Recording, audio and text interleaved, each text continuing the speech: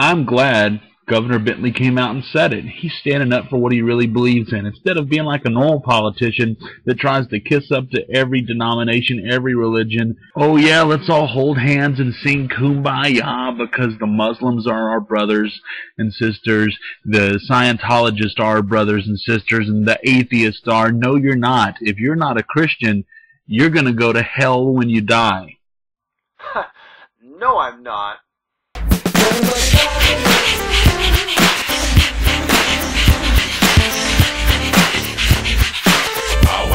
Okay, as everybody knows, last Monday was Martin Luther King Day in the United States of America.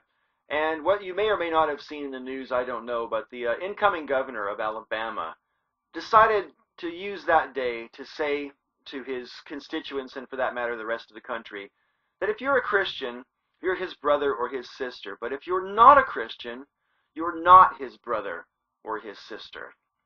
And some people have found it offensive. And some people think it's just great. Like this guy. His name's AmericanWayne. Check him out. Really, how can anybody be offended by what he said? He's a Christian, and he's referring to people that are Christians.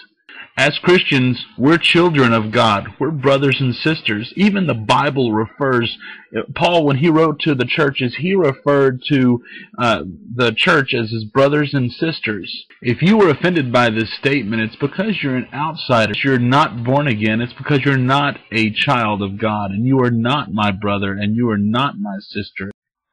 Alright, Wayne, hi, my name is Paul. I'll try to keep this as polite as possible. However, if I swear, it's nothing personal, okay?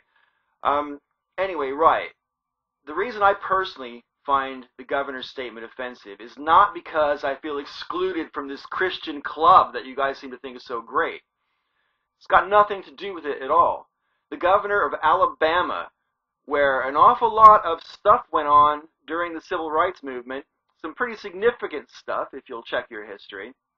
So it's not as if it had nothing to do with Martin Luther King, that he said that stuff on Martin Luther King Day, because to say that only Christians are brethren and the rest of us are not considered part of your family as God's children is completely contrary to what a lot of Christians believe. Just because you have that view and the governor has that view, do not kid yourself into thinking that's what all Christians believe. Because I can tell you that they don't, okay, for one thing. More to the point, that was not the philosophy espoused by one of the most famous Christians of the 20th century, Martin Luther King Jr. So to say that on Martin Luther King Jr. Day was a direct snub at the memory and legacy of Martin Luther King Jr. And if you don't believe me, let me just remind you. All men are made in the image of God. All men are brothers. All men are created equal. Every man is an heir to a legacy of dignity and worth. You think the governor of Alabama was unaware that Martin Luther King said those things? It was the central tenet of his entire philosophy. Of course he was aware of it. The fact that he said those things on Martin Luther King Day was a direct snub at the legacy of Dr. King. I'm glad Governor Bentley came out and said it. He's standing up for what he really believes in. Instead of being like an old politician that tries to kiss up to every denomination, every religion. Oh yeah, let's all hold hands and sing Kumbaya because the Muslims are our brothers and sisters, the Scientologists are our brothers and sisters, and the atheists are. No, you're not. If you're not a Christian, you're going to go to hell when you die. Well, Wayne, I can give you two good reasons why you shouldn't take the governor's statement quite so seriously. The first one is kind of personal to me, I'll grant you that. Now take a good look at me, Wayne. Do you think that if this was a cross around my neck instead of a tricycle, that the governor would look at me and call me brother? Really? Because I think he's bluffing, frankly. Number two, and more to the point, this is actually the real point I want to get across to you, Wayne. Has it not occurred to you that in the past 10 or 12 years or so, that politicians have been wearing their faith on their sleeve a little bit more often? Why do you think that is, Wayne? Do you really think they're standing up for what they believe in? Good grief, man, you have fallen for it. They're doing it because they're playing to the gallery. Politicians only say what they say because they think there's votes in it for them. In a state like Alabama, where more than 80% of the population is devoutly Christian, it's pretty safe to say, hey, I'm a Christian. The governor wasn't going out on a limb by saying those things. He wasn't being controversial to his constituents by saying those things. He was hoping that people would have the reaction that you're having, Wayne. Yeehaw, hallelujah, he's one of us. Yoo-hoo!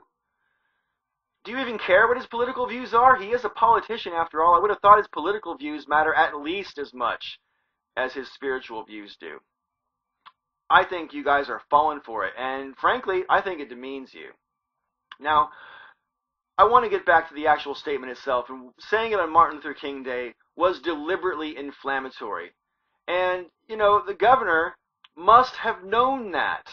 He never said he didn't mean for you to hear it. He said he was sorry that you were offended. He also gave you an invitation. He said he wants you to be his brother and sister. So why don't you go ahead and accept that invitation?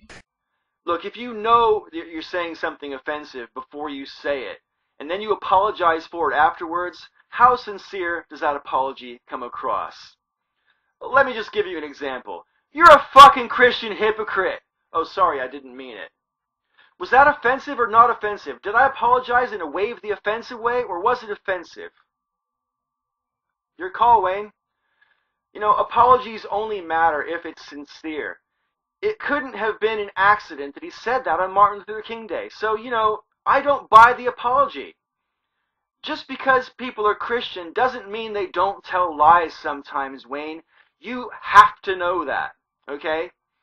So, I want you to give all that some thought. I think I'm going to wrap the video up here. Last but not least, though, this whole thing about, you know, why don't you come and join us and be part of our family? Wayne, there's no evidence that God exists. There's no evidence that Jesus ever walked the earth. Well, at least no evidence outside the Bible. There's no evidence that he did the things he said he was going to do, or did the things he said he did outside the Bible.